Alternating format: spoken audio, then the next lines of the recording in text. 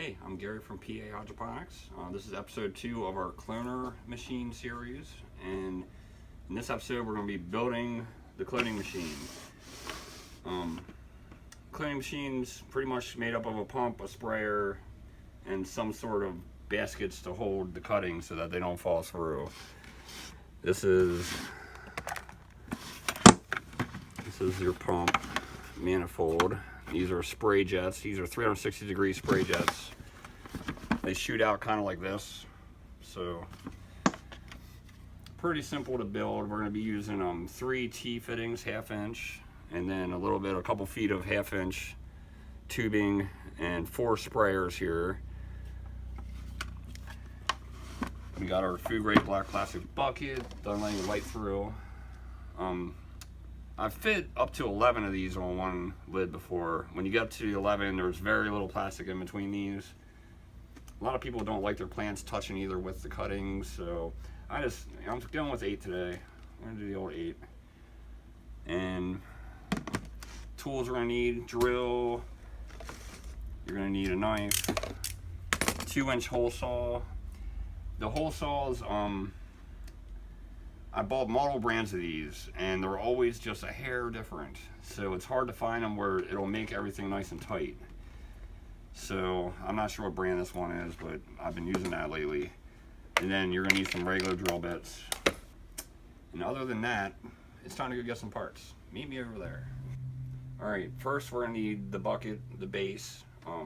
I've had people use totes for these things. You can do a lot of different things with them. So remember, you want light, tight. I recommend our buckets. If you haven't watched our past series, we've talked about buckets a lot. So in the bubble bucket episode, you should go back and watch that. Got our 3s and our 5s. I'm going to build it with 5 today. I'm always a big fan of the more water, less pH fluctuating, less heat issues. And plus, if you want to do tall cuttings, the 5 is going to be able to give you the taller cutting. So we're going to use that today.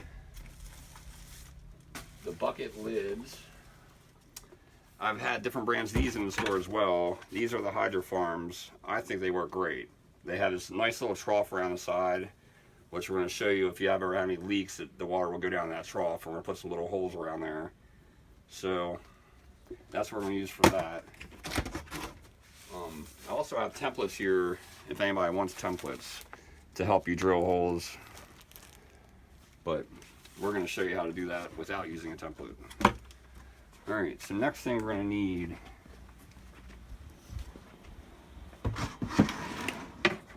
we're going to start with the pump. I find the 250 does great for these 5-gallon buckets. The bigger pump you use, the more heat you're going to have, so the 250 sprays fine. Shouldn't have any problem with that. If you're going with like a big tote, you might want to jump it up to like a 550, maybe even an 800 if you're doing like 50 plants. The more of the spray nozzles you have on there, the less pressure you're going to have. So that's kind of, you got to match the pump with how many sprayers you have to keep the pressure going good. So that's going to be our pump. And while we're talking about sprayers, these are the sprayers. There's pretty much 4 different brands here that we keep in. This is what's usually used in an easy clone machine. Then we have these other ones that look very similar, but they're a different color. They actually spray exactly the same. What's different is the threading on them. This is better for hard pipe. The red ones are better for soft tubing. So today we're going to be using the red ones. So we only need 4, but we'll take the whole bag over. We also have 180-degree sprayers. Like if you're seriously trying to aim in one direction, these only shoot out to one side. And then we also have the spinners. The spinners are cool. Everybody likes them, or they think they like them. Pretty much the water shoots and that sprays. And what happens with these is if they get clogged up or dirty, they stop spinning. And also I've had roots hit them and clog them up and stop them from spinning. So we're sticking with the old, just solid state sprayers. Alright, other than that, we're going to need some 1/2 inch tees to build our manifold that's going to be inside. going to need 3 of those for this project. And then we're going to need some tubing to connect this together. So we're going to be using 1/2" black.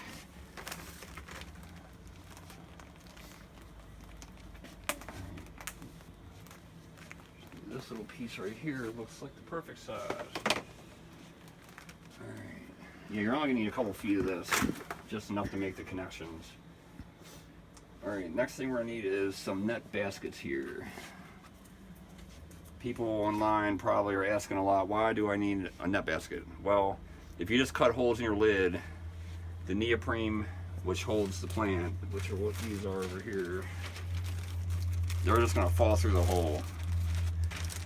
And we don't want that, because if this falls out of the hole on your lid and you're at work, this water's going to be shooting out of that hole all day long, and next thing you know, the bucket's empty, the rest of the cuttings are dead. So on these, there's a slight taper. So when you put your 2-inch neoprene in, they can only go down so far because of the taper. So that's why we're going to use these. And there's some tricks to this, but we're going to show you in a little while. So we're doing 7 today. So we're going to do 7 of these. And then neoprenes, we're going to talk about them a little bit right now. Get that done. There's all different brands of neoprenes out there. We've got some color ones that are cool that can help you keep track of different cuttings. If you have 2 different tomato plants or whatnot, you could do them all color coded so you know what you got. We got smaller neoprenes. We got up to 5-inch if you want to clone a tree. There are multiple uses of these things, but today we're going to be using the hard neoprenes.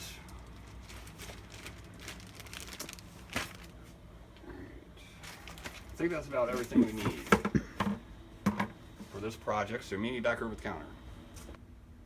Alright, we've got everything ready to go here. I got my pump out of the box, got our fittings, and we got our tubing. And all that's going to be to build this. This is your manifold. Pretty simple to build.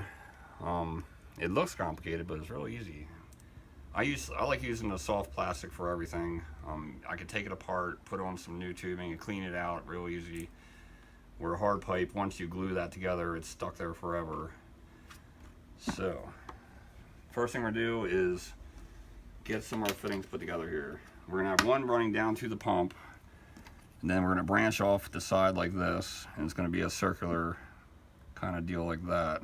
So, first thing we're going to do is cut a small piece. One of our viewers asked for measurements on a lot of stuff, so we're going to go cut that about 2 inches, and that'll connect our T's together.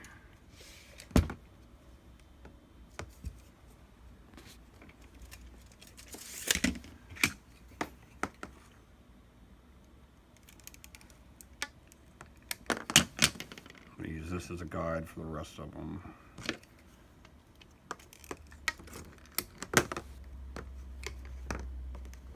And again, as I've said in my past videos, you don't have to be exact on all this stuff. It's got to be close, but not. Soft pipe is a lot more forgiving than the hard pipe and everything. So, a little bit of dish soap on these fittings if you're having a hard time getting them in. We're not using dish soap, so we're just dealing with it.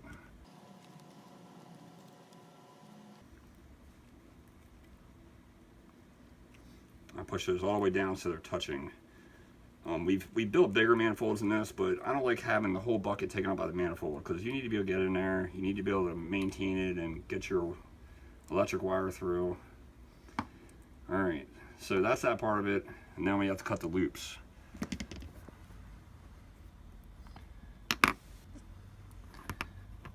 So I'm just going to kind of give this a little bend here. I don't want it real big. I don't like having the whole bucket taken up by this, so.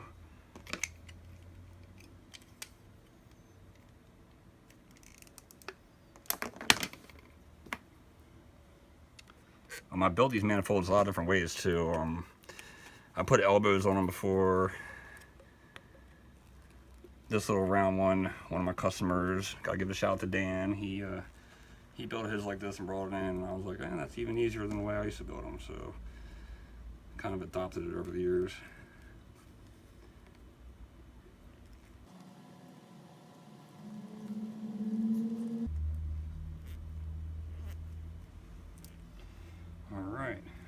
looking good. So I'm going to go ahead and get ready to drill for these. These are your sprayers. Now I've had people want to put like 20 sprayers on a cloning machine. It's just simply not necessary. The more sprayers you have, the less pressure your pump's going to have. So, and really, a 5-gallon bucket, I've done it with one sprayer before and didn't have any problems. It could. I've been using a 5/32 bit for these. We got 4 sprayers. We're just going to space them out around here.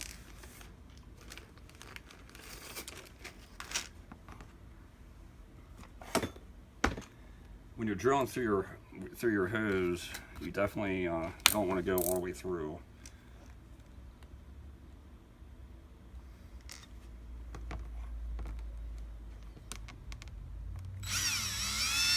So I just go real slow, like that.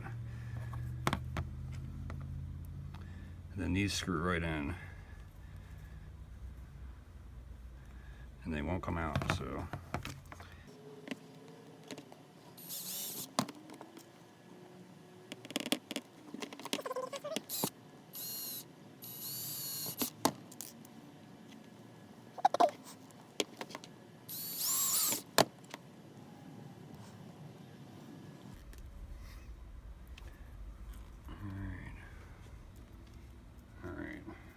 It's looking good.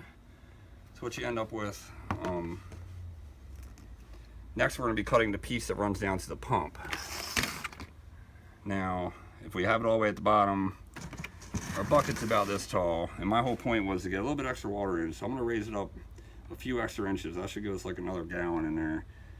Hopefully we'll get about 2 gallons. We still have plenty of head here for the root to hang down. So now if you're in your 3-gallon bucket, you're probably gonna have this all the way down at the bottom. So we're gonna cut about a 4-inch piece. See what we got on our scraps here. So about a 1/4 inch off of here.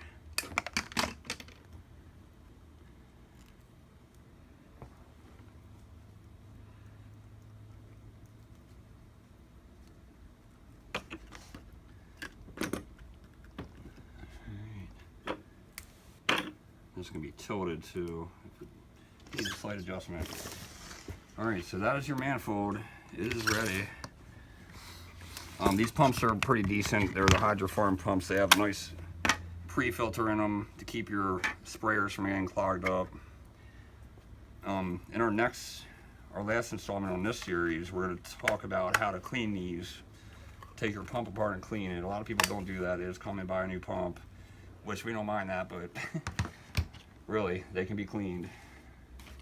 Alright, so that's done. We're going to get it onto our clone bucket top here, which is pretty much going to end up looking something like this. So, we're going to show you how to make that.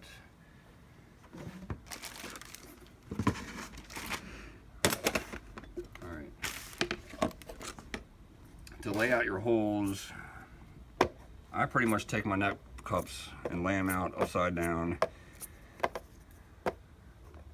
and eyeball it up nicely.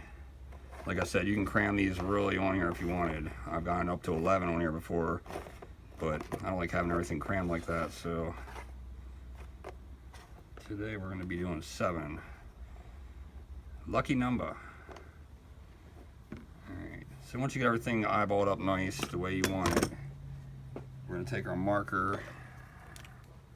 I'm going to trace around the outside of these. This is not where you're going to cut them at. This is just to give you where to center up your hole, because your hole is actually not going to be as big as the rim of these. Do that for all of them.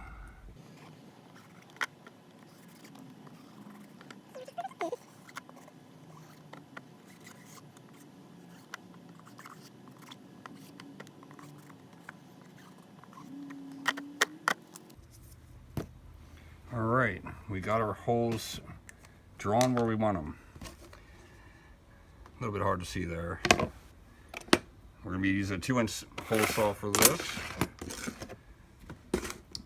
Your net baskets are actually 2 1/4 inches at the top, so that little rim here will keep things from falling in.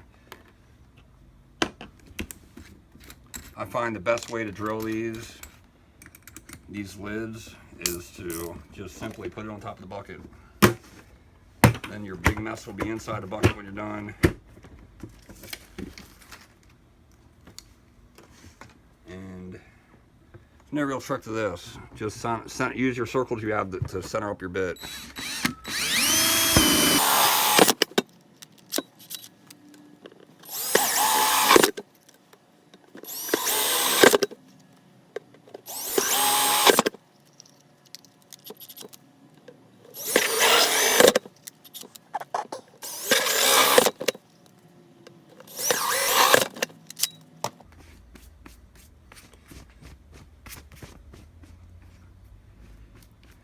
Alright, we got the holes drilled. I'm going to clean up some of this mess real quick here. I don't use the deburring tool on these. The tighter the hole, the better on these.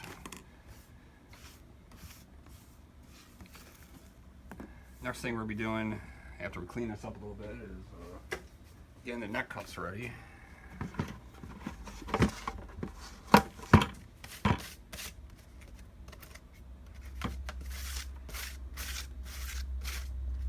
Pull off any of this loose stuff hanging on there, just so it don't fall in and get into the cloning machine eventually.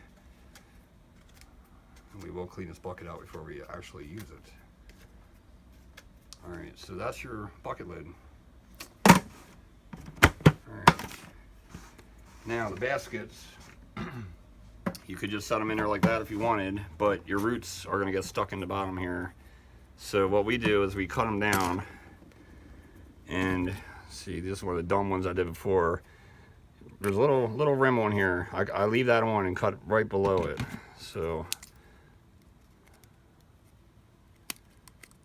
just like that. Nothing fancy. This will allow you to pull your cutting out when it's done and not have it stuck in your net basket. Alright, so that fits in there. Then you have your neoprene. That's going to fit in there nice and tight, and you're ready to go. Now you're going to do that 6 more times. So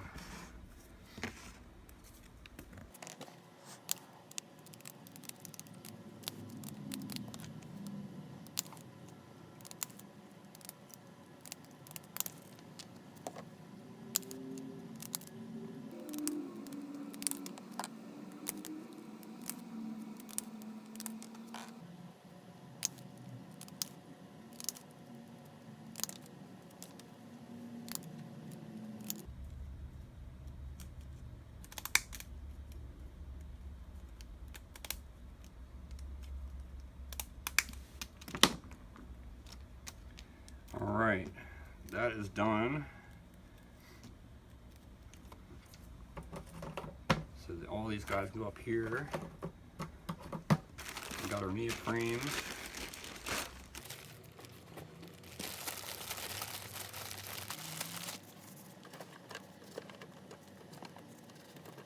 Alright, our lid is ready. We're going to set that over to the side right now. Now, the only thing we got left to tackle is probably the hardest part. It's not really that hard. It's just the part that I've never really gotten a good way to do it over the years, and that is getting the cord out of the bucket.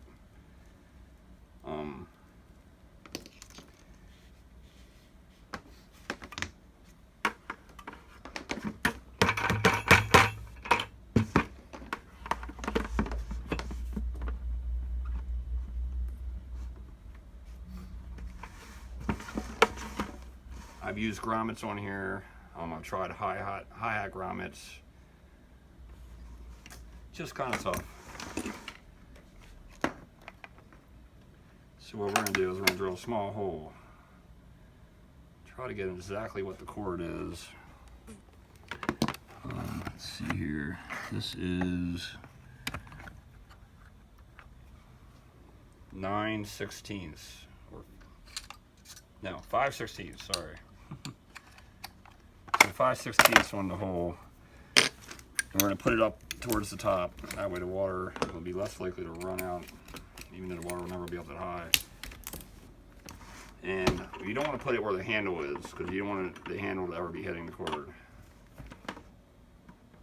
So we're going right here, in between the top rim here.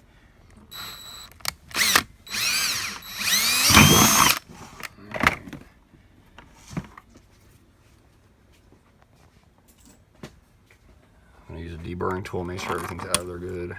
Alright. Now, we're not going to go slice and cut this. Never cut your cords, guys. It's just not a good idea. I found we're just going to do a little diagonal cut here in through the hole. And be careful with your knives. We're not responsible for people's injuries on this stuff, so. Alright, so that made it right through like that.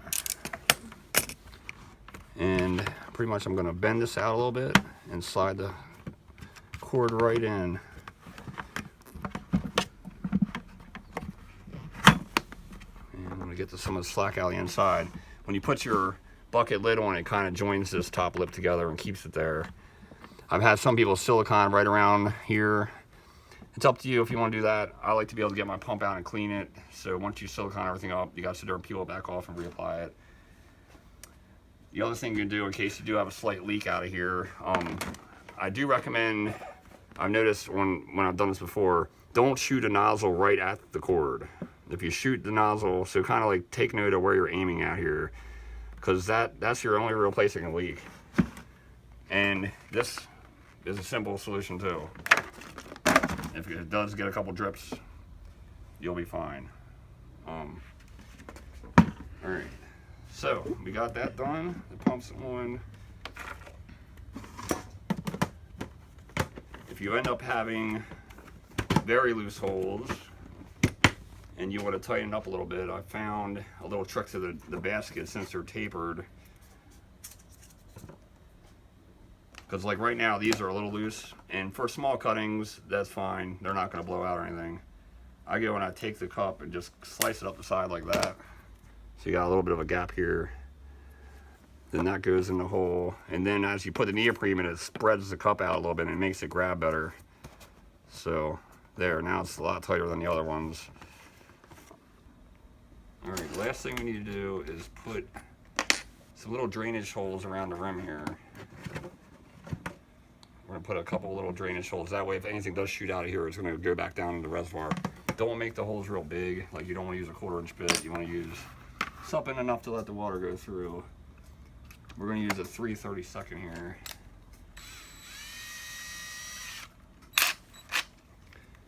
And watch where your cord is, too. Don't drill near that, so.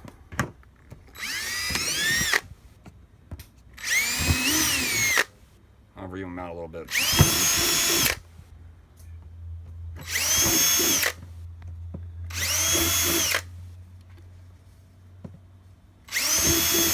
Alright, and that's it. And that is pretty much it for the bubble bucket construction. Our next episode, we're going to be talking about what to put in here. You just don't want to put plain water. We're also going to be talking about how to take cuttings. And meet us back for that. I'm Gary from PA Hydroponics. I hope you all have fun building your buckets at home. We also have a store in Maryland called All Good Garden Supply, so check them out too. We have all these parts at both of those stores. And like I said, our next episode is going to be filling all the missing pieces here. Cleaning, how to clean these things. And we'll see you then.